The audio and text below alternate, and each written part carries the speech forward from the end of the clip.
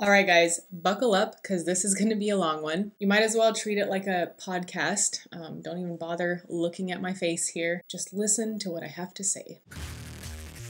So as the title suggests, we'll be talking about fluoride today. Now, I haven't talked about this topic with any sort of passion or like one-sidedness for a very long time. Couple of reasons. First, is the opposite of what I'm about to share with you guys has been so ingrained in my brain, in how we were taught in hygiene school, even assisting school. All the dental professional schools are teaching the opposite of what I'm about to share with you. So it's hard to even accept and wrap my mind around all this information. And then the other reason is, honestly, I don't want to seem like a quack. I have been working really hard to establish myself as a reliable source of information for you guys, as a dental professional, as a YouTuber. And so I've been treading this ground very lightly, doing a lot of research, listening a lot to what people have to say. But at this point, I found an article from a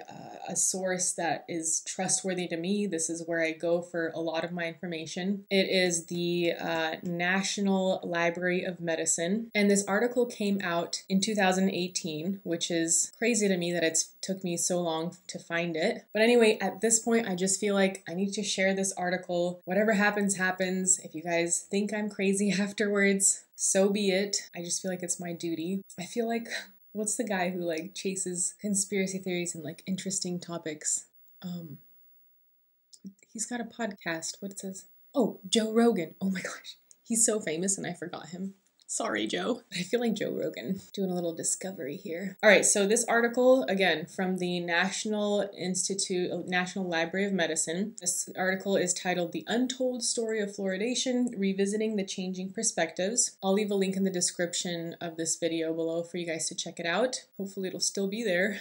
Nobody's gonna take it down. But anyway, the main concern, the main theme of this article is the concern about fluoridating community water and how that has an effect on our health. So there are also topical fluoride products like toothpaste and mouthwash. That's a little bit of a different avenue, different conversation.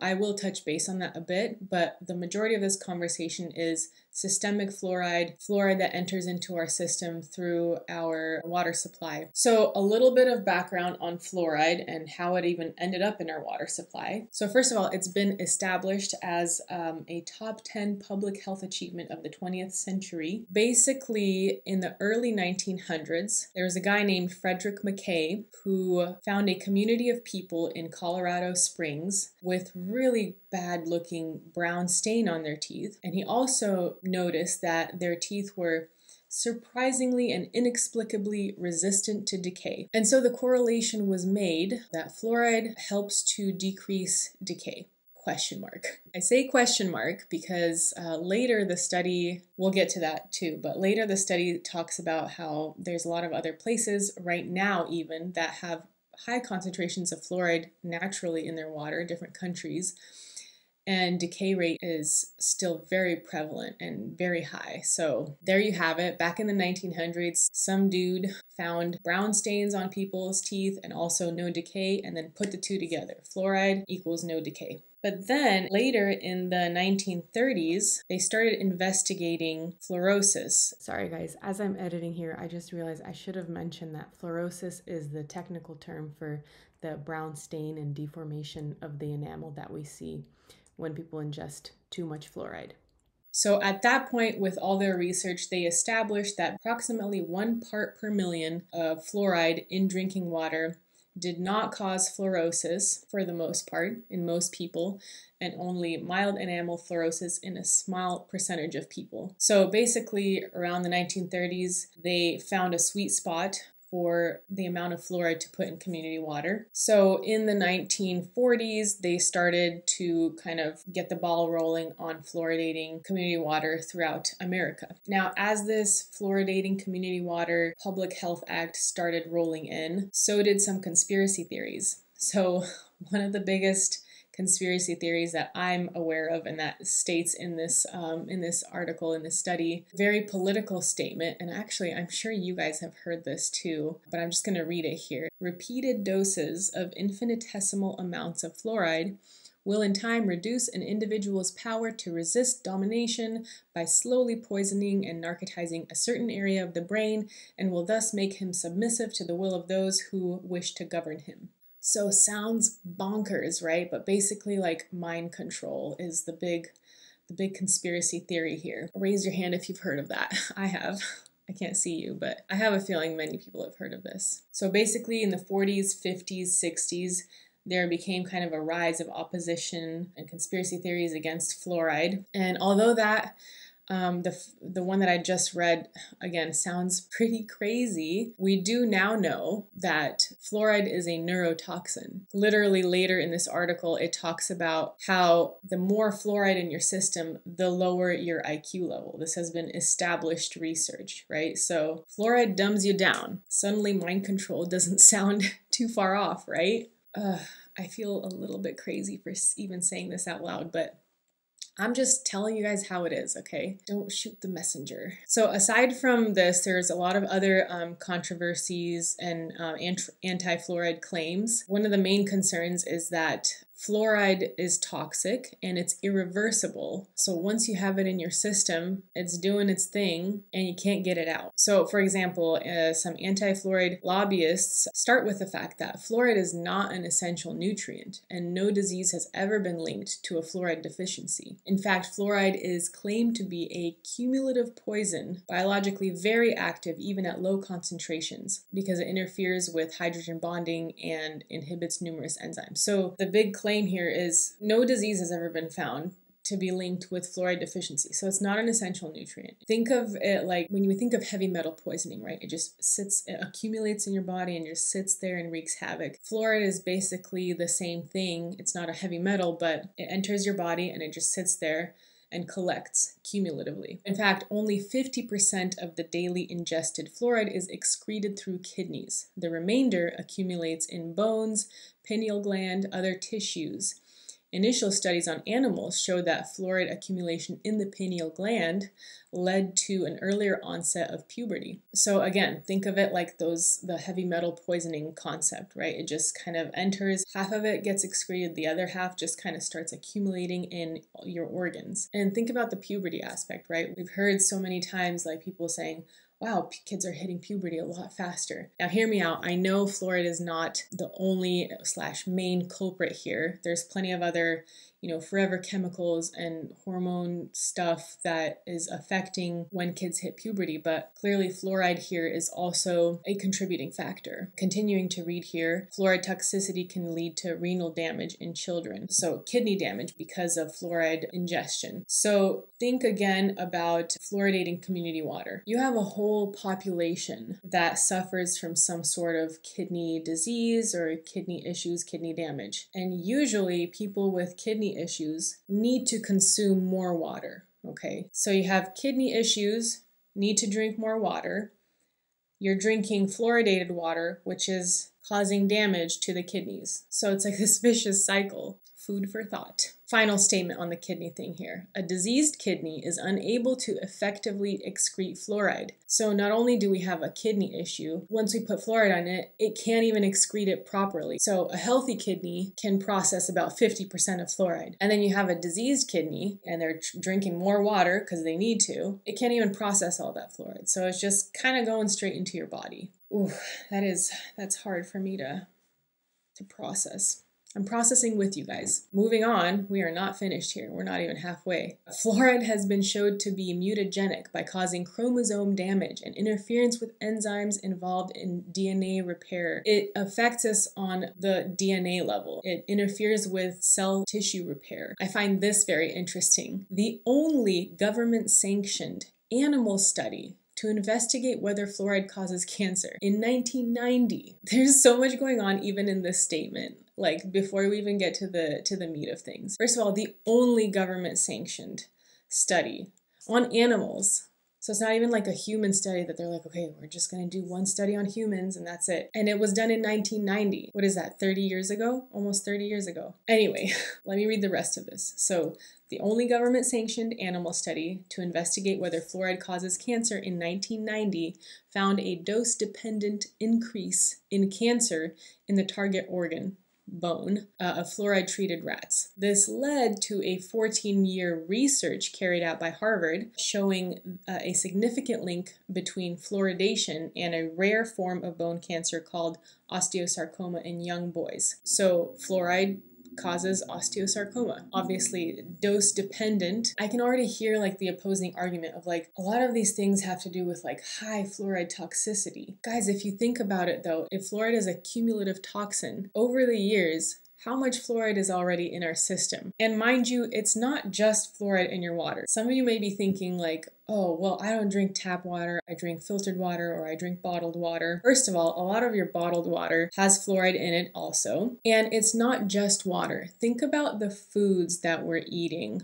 Dairy products, cheese, yogurt, all of that is processed with water that contains fluoride. Deli meat, mechanically deboned, they use water, it's fluoridated. All of that ends up in the deli meat. Drinks, any liquid really that you're consuming, it has water in it. They're not going to list how much fluoride is in the water, but I guarantee you a lot of those drinks that you're consuming also contain fluoride. So yes, a lot of these issues are dose dependent. The higher the fluoride dose, the more issues. But over the years, cumulatively, how much fluoride do we have in our bodies and how much damage is it doing? Now, another aspect in terms of fluoridating tap water is tap water also contains traces of other heavy metals and all that. We know that. The problem is fluoride can mix with some of those things. For example, aluminum, traces of aluminum. Aluminum fluoride complexes will form if the aluminum and the fluoride are floating around together in this water. And aluminum fluoride complexes have the potential to interfere with many hormonal and some neurochemical signals. In fact, aluminum fluoride has been deemed by the Environmental Protection Agency, or EPA, as well as the National Institute of Environmental Health Sciences. It has been deemed as a high health research priority due to its known neurotoxicity. So it's not just fluoride in our water, it's what it mixes with in our water that can lead to significant damage. There's another argument about how it has a psychological impact. If you think about like people with significant fluorosis or fluoride stains, brown stains on their teeth, they are perceived by their peers as less intelligent, less attractive, less careful, less hygienic, less reliable. So all of that has an effect on a person's self-esteem. So that might not seem as a big deal, but that could be somebody's life, right? You have such low self-esteem. What else does that lead to? Anyway, we got all of this opposition growing and all these anti-fluoride claims starting to stack up. So the CDC actually addresses that in the second half of the 20th century with the argument that there has been a steep decline in dental decay, which can be attributed to fluoridation. So they're saying, listen, you have all these problems with fluoride that you're trying to tell us, but the facts are fluoride has been helping decrease decay. But anti-fluoride lobbyists have been like, well, wait a second. How's the rest of the world doing? Places that don't fluoridate their water have also seen a decrease in dental decay. And so the CDC comes back with, well, there's also a wide distribution of fluoride products like fluoride toothpaste and mouthwashes worldwide, so that is also probably helping. But serious research later attributed at best 40 to 50% of the decay reduction to fluoride products. So their argument just doesn't really hold up because only half of the decay rate could potentially be attributed to fluoridated products. And here's the thing, even in my practice as a dental hygienist, I see patients who use prescription strength fluoride and their teeth are still very prone to decay. And then I see people who brush twice a week and forget about flossing, right? And their teeth are fine in terms of decay. Now they might have like tartar buildup and bone loss, periodontal disease. That's a whole another topic. But in terms of decay, their teeth are fine, despite them not really using fluoride products or taking good care of their teeth. So it's hard to see the correlation.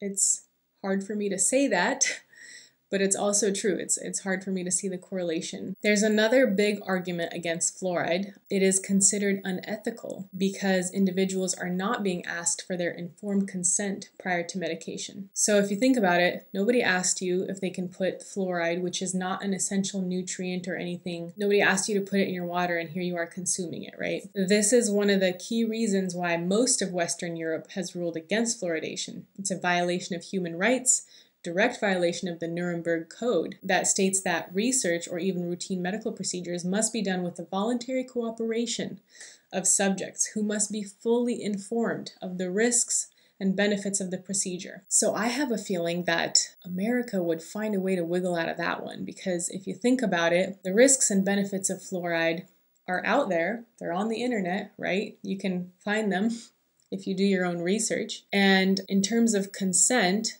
you can certainly go to a town meeting when I remember getting a letter in the mail from, I don't know what it was, like our community water system. I don't know what it was, but they said, like, we're holding a meeting about the condition of our water. Feel free to come and you can help vote on what we're planning on doing. So what I'm saying basically is, if it really came down to it, the pieces of ethicalness are there, right? You are offering informed consent because you're not saying no, in a sense. And then the risks and benefits are out there for the taking. So it just seems sneaky to me. Now, a little bit on the topical fluoride. So there are a few different types of fluoride that we add into our toothpaste. One of the common ones is sodium fluoride. And ingesting sodium fluoride can actually increase the uptake of lead in your blood. So remember how fluoride, if it mixes with aluminum, it causes all these issues. It actually attracts lead as well, and it can increase the uptake